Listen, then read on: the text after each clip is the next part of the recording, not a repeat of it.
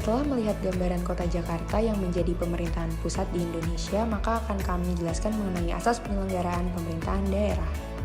Asas penyelenggaraan pemerintah daerah dibagi menjadi 3, yaitu dekonsentrasi, desentralisasi, serta tugas pembantuan. Berdasarkan pasal 1.9 Undang-Undang Nomor 23 Tahun 2014 tentang Pemerintahan Daerah dinyatakan bahwa dekonsentrasi adalah pelimpahan sebagian urusan pemerintahan yang menjadi kewenangan pemerintahan pusat kepada gubernur sebagai wakil pemerintahan pusat, kepada instansi vertikal di wilayah tertentu, dan atau kepada gubernur dan bupati atau wali kota sebagai penanggung jawab urusan pemerintahan umum. Oleh karena itu, dalam undang-undang ini, asas dekonsentrasi hanya diserahkan kepada gubernur sebagai wakil pemerintah pusat dan juga kepada instansi vertikal untuk urusan absolut dan urusan konkuren yang menjadi kewenangan dari pemerintah pusat. Sedangkan untuk urusan pemerintahan umum juga dilimpahkan kepada gubernur sebagai wakil pemerintah pusat dan juga kepada bupati atau wali kota. Maka dalam hal ini dekonsentrasi memiliki arti pelimpahan wewenang dari alat perlengkapan negara tingkatan lebih atas kepada bawahnya guna melancarkan pekerjaan di dalam melaksanakan tugas pemerintahan. Pemberian otonomi yang seluas-luasnya kepada daerah diarahkan untuk mempercepat terwujudnya kesejahteraan masyarakat melalui peningkatan pelayanan, pemberdayaan, dan peran serta masyarakat. Di samping itu, melalui otonomi luas dalam lingkungan strategis globalisasi, daerah diharapkan mampu meningkatkan daya saing dengan memperhatikan prinsip demokrasi, pemerataan, keadilan keistimewaan, dan kekhususan serta potensi dan keanekaragaman daerah dalam sistem negara kesatuan Republik Indonesia. Ciri-ciri dekonsentrasi yang pertama adalah bentuk pemencaran adalah pelimpahan, kemudian pemencaran terjadi kepada pejabat sendiri atau perorangan, dilanjutkan dengan yang dipencarkan atau bukan urusan pemerintah tetapi wewenang untuk melaksanakan sesuatu, dan yang terakhir yang dilimpahkan tidak menjadi urusan rumah tangga sendiri.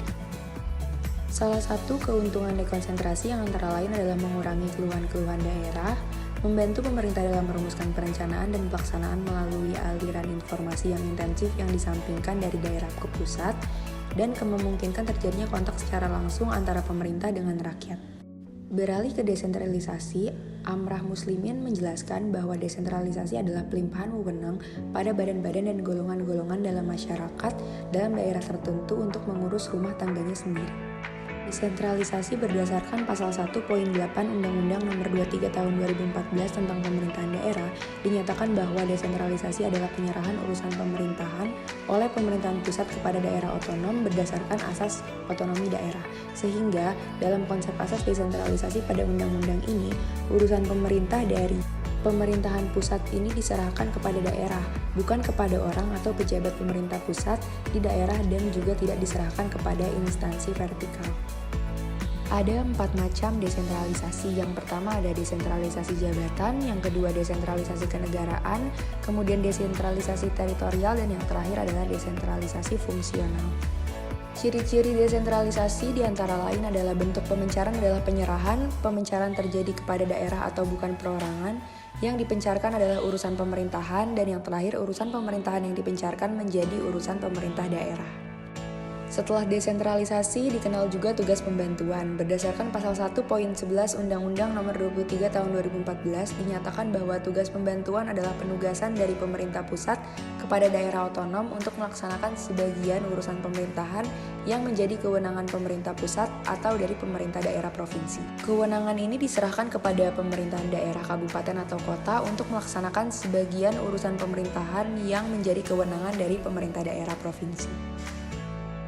Dengan demikian, dapat diketahui bahwa tugas pembantuan merupakan suatu bentuk penugasan dari pemerintah pusat kepada daerah otonom untuk dapat melaksanakan sebagian urusan pemerintahan yang menjadi kewenangan pemerintahan pusat atau dari pemerintahan daerah provinsi kepada pemerintahan daerah kabupaten atau kota untuk melaksanakan sebagian urusan pemerintahan yang menjadi kewenangan dari pemerintah daerah provinsi.